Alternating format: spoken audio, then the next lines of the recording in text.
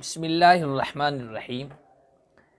آج کل ایک بیماری اکثر لوگوں کو ایک پریشانی کا سامنا ہے، اور وہ اس سلسلے میں پوچھتے رہتے ہیں کہ پیشاب کرتے ہیں تو پیشاب کے قطرات آتے رہتے ہیں، تو ایسے شخص کے لیے وضو نماز کا حکم کیا ہے اور کیا طریقہ ہے؟ دیکھیے، جس شخص کو پیشاب کے قطرے آتے ہوں، چاہے پیشاب کرنے سے پہلے ہو یا پیشاب کے بعد ہو، یہ پیشاب کی بیماری سمجھی جاتی ہے۔ لیکن ایسا شخص شرعی اعتبار سے معذور اس وقت سمجھا جائے گا جب کہ ایک مرتبہ فرض نماز پڑھنے کا وقت بھی اس عذر کے بغیر نہ گزرے۔ چنانچہ اگر کسی کو یہ قطرے اس تسلسل کے ساتھ آ رہے ہیں، اتنے کنٹینیو آ رہے ہیں کہ درمیان میں اتنا وقفہ، اتنا گیپ نہیں ملتا کہ ایک وقت کی فرض نماز ادا کر سکیں، تو ایسی شکل میں ایسا شخص معذور شمار ہوگا، اور اس کا حکم یہ ہے کہ ہر فرض نماز کے وقت وضو کر لیا کرے، پھر اس وضو سے ایک وقت میں جتنے چاہے فرائض اور نوافل ادا کرے، قرآن کریم کی تلاوت کرے۔ اس ایک وقت کے درمیان جتنے بھی قطرے آ جائیں، ایسا شخص پاک رہے گا۔ شرط یہ ہے کہ وضو ٹوٹنے کا کوئی اور سبب، کوئی اور کارن نہ پایا جائے، یہاں تک کہ یہ وقت ختم ہو جائے۔ جیسے ہی اس فرض نماز کا وقت ختم ہوگا تو ایسے شخص کا وضو بھی ختم ہو جائے گا، اور پھر اگلی نماز کے لیے دوبارہ وضو کرنا ہوگا۔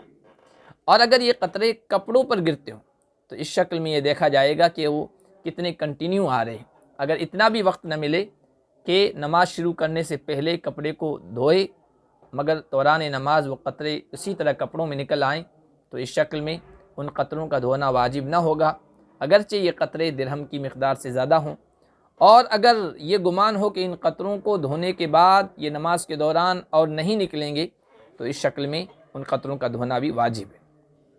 اگر ان قطروں میں نماز کی مقدار کے برابر تسلسل نہیں ہے، نماز کی ٹائم کے برابر یہ کنٹینیو آتے ہیں، کچھ دیر تک پیشاب کے قطرے آنے کے بعد بند ہو جاتے ہیں، یا بیچ میں اتنا وقفہ ہو جاتا ہے کہ جس میں فرض نماز ادا کی جا سکتی ہے، تو ایسا شخص معذور شمار نہیں ہوگا۔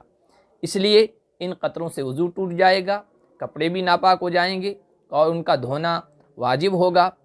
ایسی شکل میں ایسے آدمی کو، ایسے معذور کو چاہیے کہ نماز سے کافی ٹائم پہلے پیشاب کر کے فارغ ہو جائے، اس کے بعد پیشاب کے قطروں کے خارج ہونے نکلنے کا انتظار کرے، جب قطرے بند ہو جائیں اور اطمینان حاصل ہو جائے، پھر اس کے بعد وضو کر کے نماز ادا کرے۔ اور ایسے معذورین کے لیے بہتر یہی ہوگا کہ نماز کے لیے الگ کپڑا رکھیں اور دوسرے وقتوں کے لیے الگ کپڑا رکھیں۔ پھر بھی اگر نماز کے وقت پہنے ہوئے کپڑوں میں قطرے نکل آئیں تو کپڑوں کو پاک کر لیا کریں۔